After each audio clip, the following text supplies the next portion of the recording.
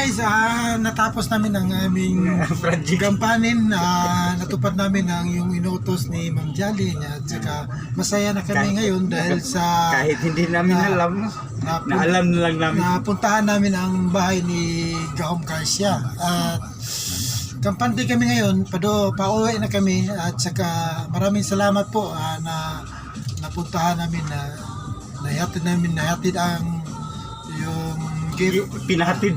At saka salamat sa Google Map na hindi namin alam na nagtanong lang kami, nanawag kami kay Ma'am Jolly. Walang kwenta yung Google Map. Hindi naman kami marunong mag Google Map.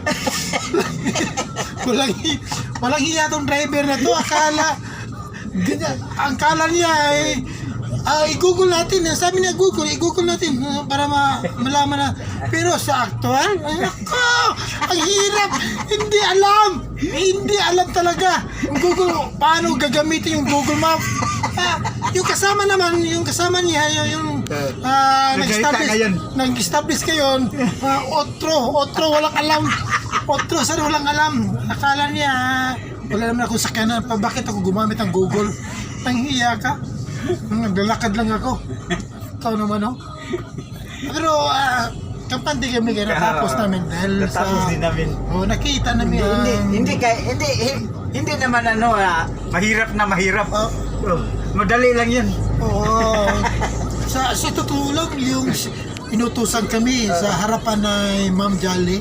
Yung sabi ng Ma'am Jolly, pumunta kayo sa Marco Polo, tapos lampas diyan, may gate yan na green. Yun ang bahay ni Gahom Garcia. Marami namang green na gate. Saka nalilito na kami pumunta. Layo na namin nalampas na namin lahat. Paliko sa gilid, paliko naman sa kanan, paliko naman sa wala. Ano ba talaga? Bumalik lang kami, hindi naman. Ito ang solusyon.